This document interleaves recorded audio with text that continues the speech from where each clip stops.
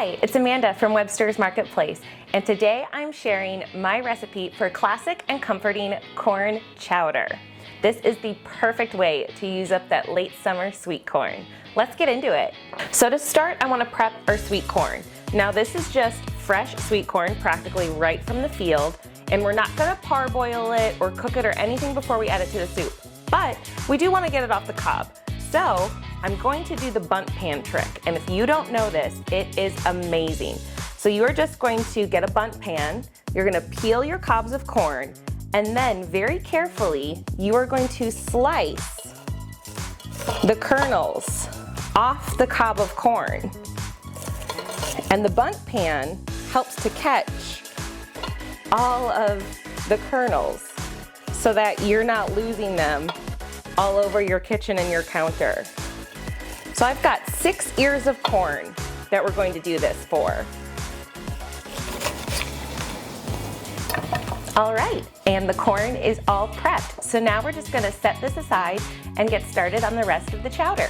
Okay, so our corn is prepped, and now it's time to start building the base of our chowder. And that's going to start by crisping up some bacon. So right here, I just have a pound of bacon that I've cut into 1-inch pieces, and we are going to cook that until crispy.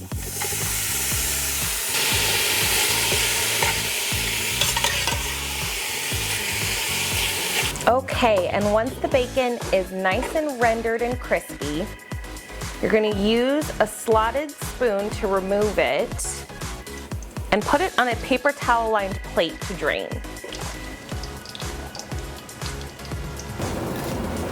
Okay, so that is the bacon, and we're just gonna leave that set aside until later. And now to the bacon drippings, we are going to use that rendered fat to cook our vegetables for our chowder.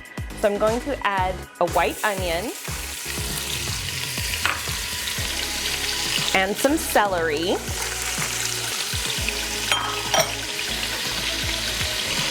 And this is 2 diced jalapeños. I've removed the seeds and the ribs. If you like it a little bit spicier, you can leave the seeds and the ribs.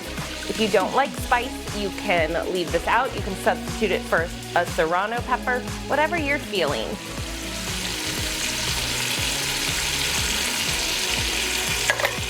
Just gonna give that a little stir.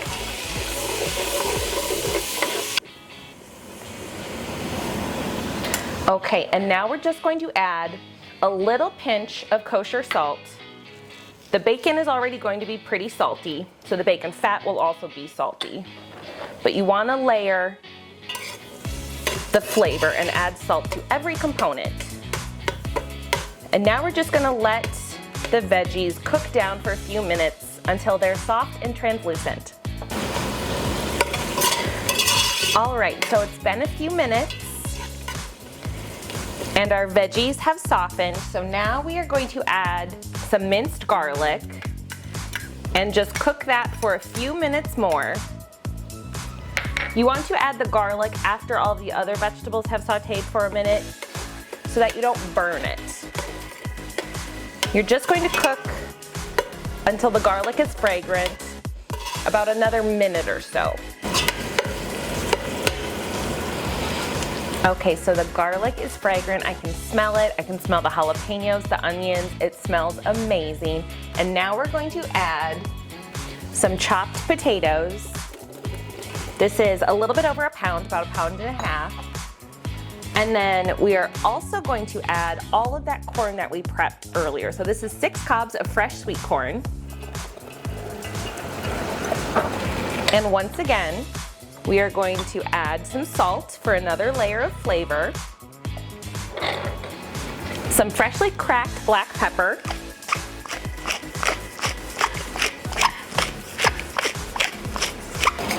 a dried bay leaf, some good paprika, and a pinch of cayenne pepper. Again, if you're not a fan of spice, you can absolutely omit this if you'd like. And if you're a really big fan of spice, go ahead and load up on this cayenne. So just a little bit. And now we are going to cover everything with stock. I'm using chicken stock. You can use veggie stock if you'd like. Either one would work wonderfully. So just gonna add that in. And make sure that everything is covered. Now we're gonna give it a quick stir,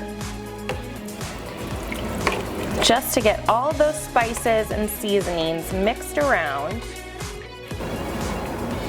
And now we're going to cover this, bring it up to a boil, reduce to a simmer, and cook until the potatoes are tender.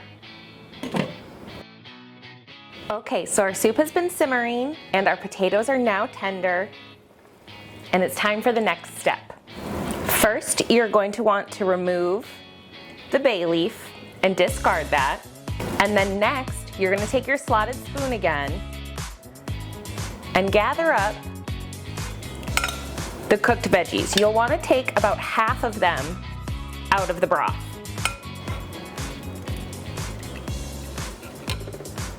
Okay, so I would say that that's about half of the veggies, and we're just gonna set those aside.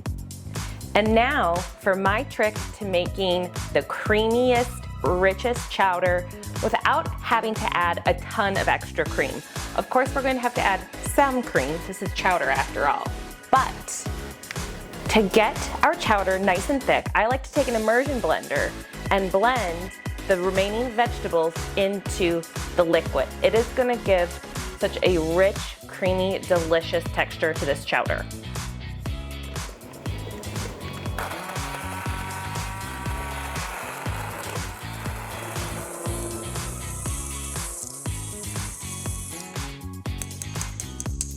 There, that is perfect.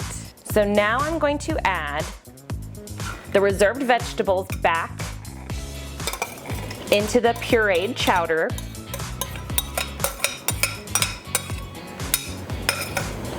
And mix it all up. Oh, it looks so good, and you get the flavor of corn in every bite, you get pieces of corn in every bite, and the potatoes help make it smooth and creamy without adding extra cream. But like I said, we have to add a little bit of cream at least. So 1 cup of heavy cream. Stir that in. And now our corn chowder is ready to serve. So I'm gonna ladle up a big bowl of the chowder.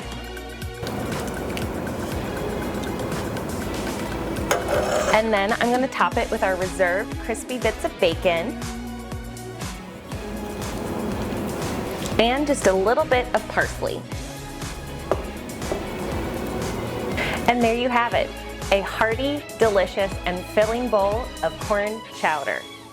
As always, you can find this entire recipe saved to our Webster's Recipe photo album on Facebook, or you can grab a printed copy of the recipe in store, along with all of the ingredients you need to make this delicious dish. We'll see you next time. Bye!